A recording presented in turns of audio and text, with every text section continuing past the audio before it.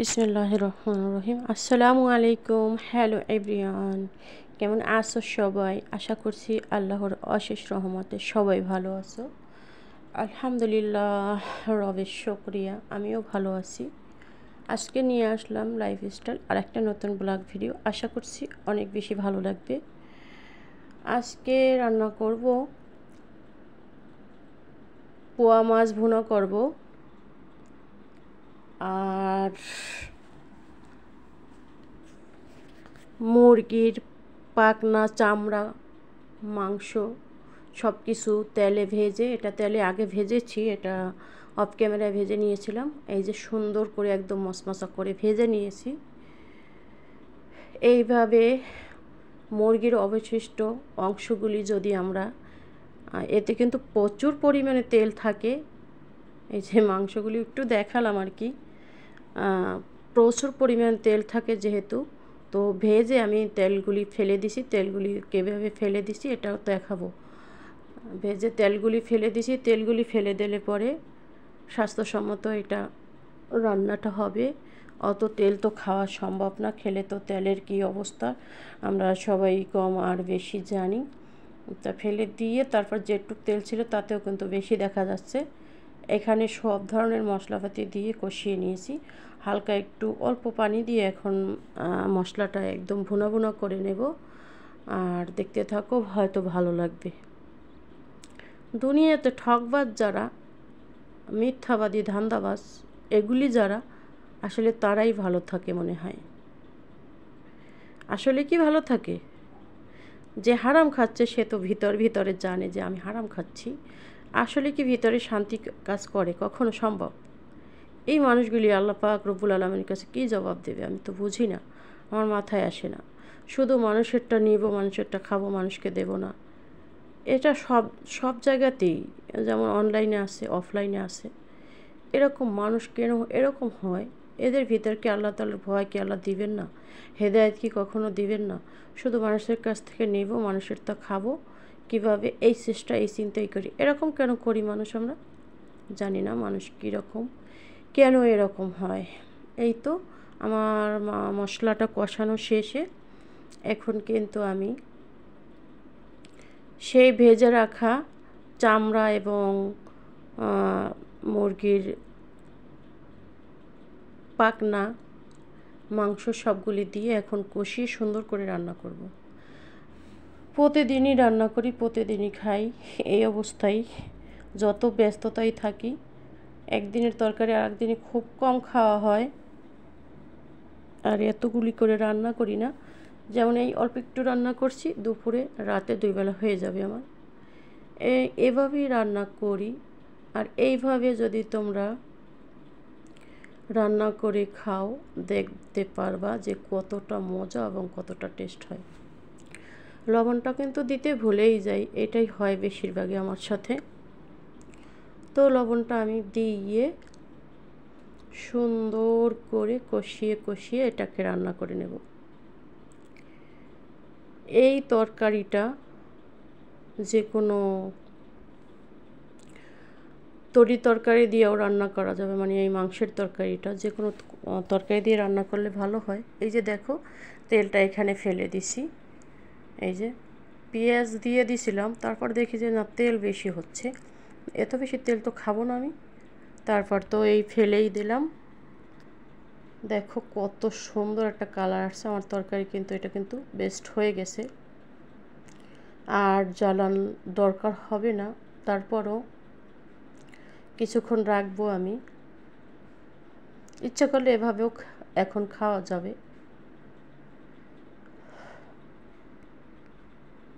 হালকা একটু পানি আবারও দিলাম, আর একটু কষিয়ে রান্না করি। না দিলেও চলতো, তারপরও মানে মনের ভিতরে একটা করলো যে আর একটু জাল দিয়ে আর একটু রান্না করি আর কি।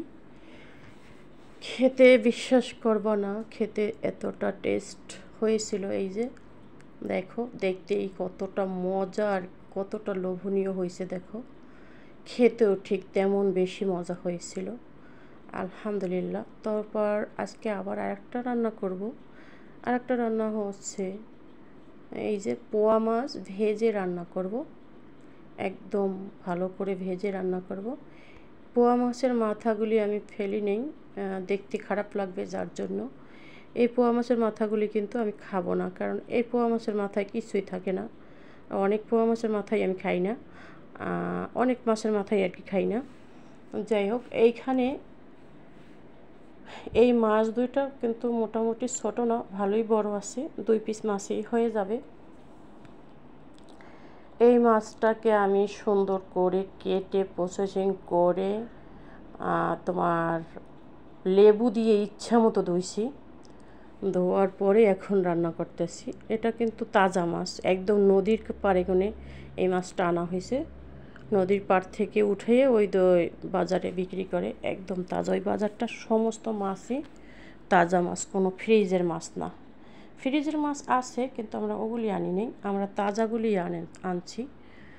আর এই মাছগুলি এখন ভুনা করব একদম সাধারণ অল্প তেলে, বেশি তেল এখানে ব্যবহার করব না। এখানে পেঁয়াজটা হালকা ভেজে এখন কিন্তু এখানে দিয়েছি হলুদ, মরিচ, আদা রসুনের পেস্ট, আর দিয়েছি একটু আদা রসুন তো দিয়েই দিছি, গরম মশলার গুঁড়োও দিছি। আর এই যে আমি টমেটোগুলি কেটে রেখেছি। মশলাগুলি যখন ভাজা ভাজা হয়ে গেছে তখন আমি টমেটোগুলি এখন দিয়ে দিচ্ছি। টমেটোগুলি সুন্দর করে কষিয়ে নেব।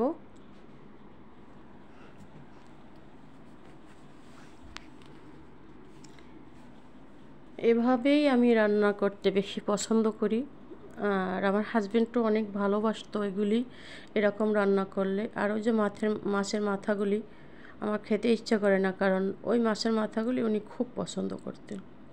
আমি মাছ খাইতাম, উনি মাথা খাইতো, খুব পছন্দ করতেন। সব সময় তো মিস করি, কিছু করার নাই। কষানো হয়ে গেলে আমি ঝোলের পানি দিয়ে দিছি। এখন আমি যতক্ষণ একদম রান্না মানে শেষ না হয়, বলক আসা পর্যন্ত রান্না করে তারপরে আমি মাছ দুটো দিয়ে দেব। একটা মাছই আমি একবেলায় যথেষ্ট হয়ে গেছে, মানে এত বেশি লাগেনি। 2টা রেসিপি কিন্তু 2 দিনের, ছোট ছোট করে করছিলাম। ভাবলাম 2টা একদিনে শেষ করে দেই, মানে শেয়ার করে দেই।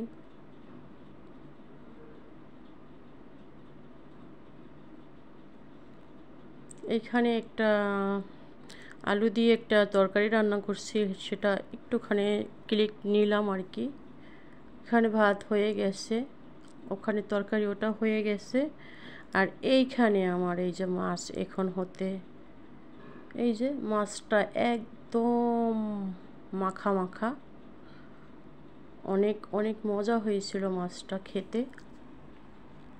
জানি না তোমাদের কাছে দেখতে কেমন লেগেছে, আমার কাছে কিন্তু ভীষণ মজার এবং খেতেও দেখতে সব দিক থেকেই ভালো হয়েছিল, আলহামদুলিল্লাহ।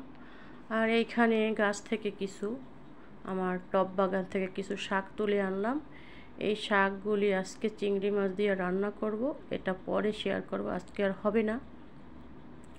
শুধু শাক, আমার টব বাগানে কীভাবে আমি মেডিসিন ছাড়া শাক এভাবে আমি করতে পারি সেটাই দেখালাম আর কি। অনেক শাক হয়েছে আলহামদুলিল্লাহ, খাওয়ার মতো সময়টা হচ্ছে না। ঘাসও তুলেছি সাথে, ওটা পরে বেছে ফেলে দেব, কোনো সমস্যা নেই।